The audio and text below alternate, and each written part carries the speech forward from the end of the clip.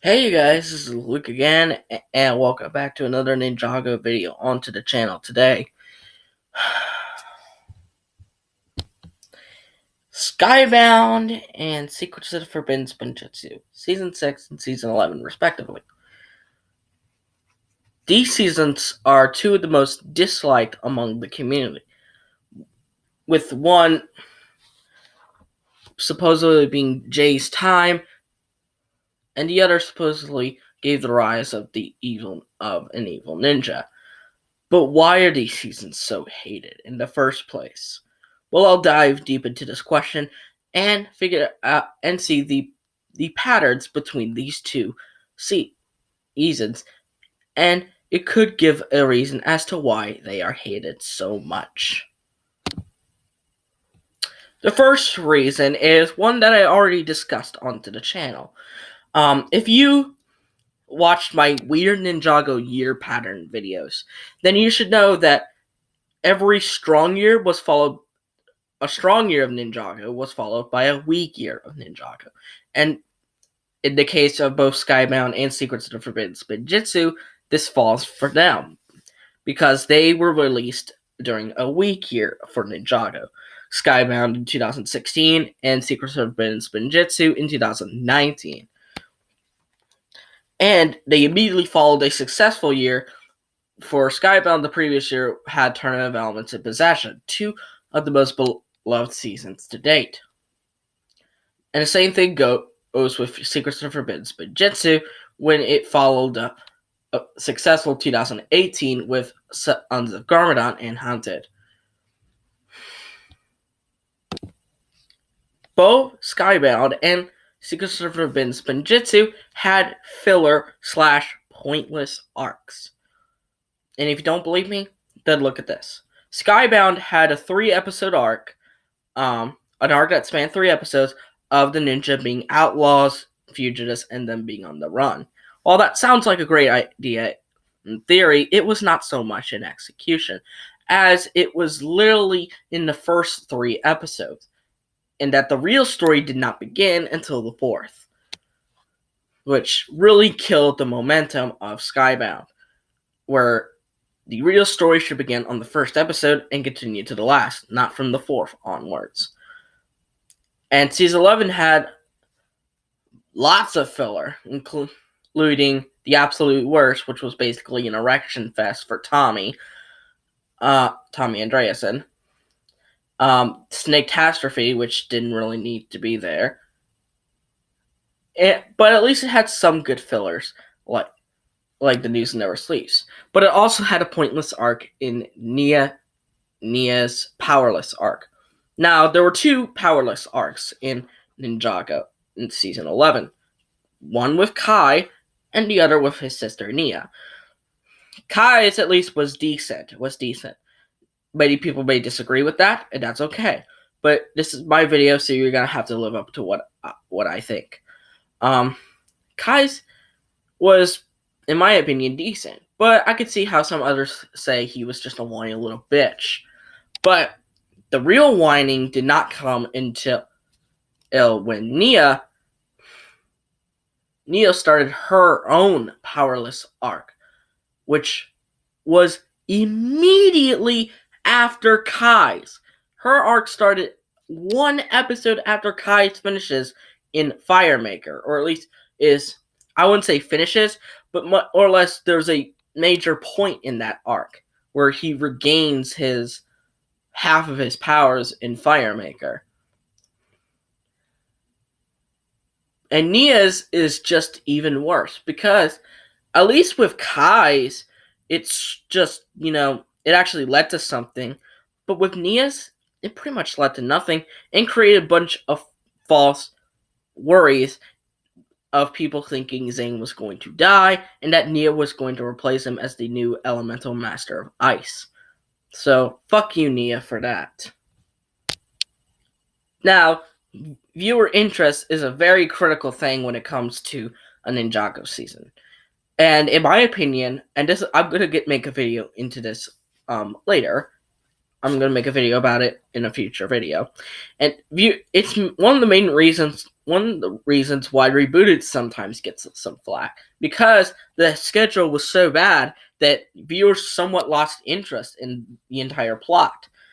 But that's only for the United States viewers. I can't say that for anywhere else, but I'm only focusing on the US. So there we go. Season 6, I forgot what their scheduling was. Let me look it up. Alright, so I looked at my friend GCN's video on the topic of the Skybound schedule. And, I agree with him. The US scheduling for Skybound was awful. And maybe that's a reason why people dislike it, is viewer interest. Basically, the first episode aired in March, alright? But then the second episode doesn't get released until like 3 months later. What the fuck? And then episode 3 released a week after, and then a week after, and then a week after. And what did they do with the last 5 episodes? Put them all into the same week. What the fuck is this schedule, man?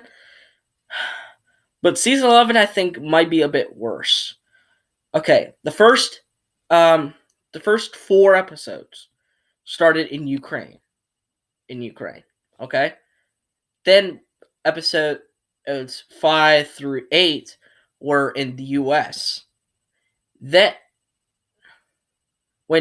was the first 8 episodes in Ukraine, and then the first half of the Fire chapter in Ukraine, and then the second half of the Fire chapter in the US. And guess what the US does? It doesn't release the Ice chapter until fucking this month. I get it, December, Ice, Christmas, but why wait for it? Why can't you just air it immediately? But basically, then the first half of the Ice chapter aired in Malaysia, and then the second half of the Ice chapter aired in Australia. So it had 4 different countries air the episodes. 4! That's when you know the schedule's very fucked up. Yeah, this one's worse. I think it's worse than Rebooted. Because with Rebooted, there was only like 8 episodes. This had 30. So we were constantly waiting for these new episodes. I mean, at least with Rebooted, it was only like 8, so you only had to wait for like 2 more and 2 more and 2 more. And it was going to end eventually. But with season 11's schedule, it decided to wait out like most of the month. And the Ice chapter in the US isn't going to end until, I think, January 25th of 2020. January 25th. If they do the whole 2 episodes per Saturday thing that they did for the Fire chapter. Which means not ending it until almost February? What the hell? By then, we're probably going to be watching season 12. But before we get into the next reason, I implore you guys to watch the Ice chapter on CN in the US. If you live in the United States, watch the Ice chapter. We need to get those views up for Ninjok. We can't let it, be dropped off the network. I mean, we can, but we have to watch it somehow.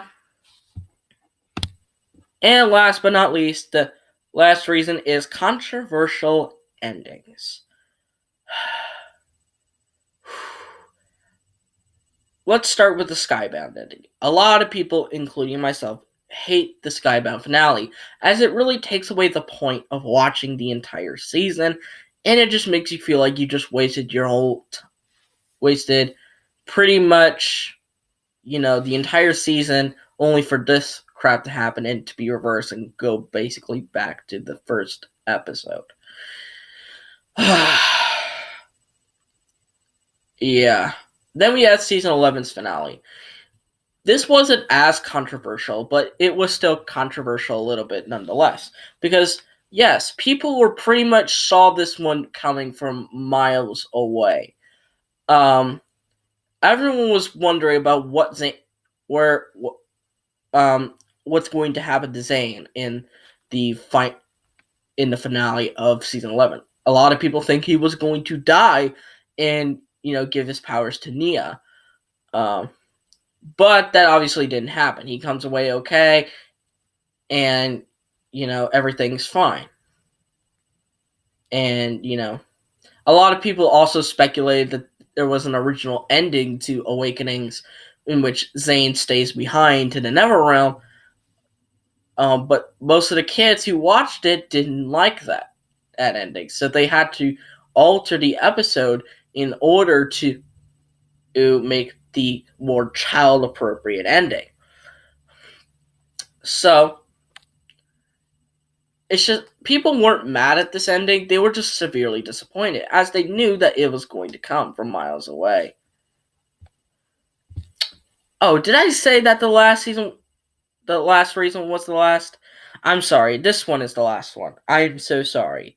But this is the last reason. Overdose of bad things. Basically, it got an overdose of something that really didn't need to be there in the first place.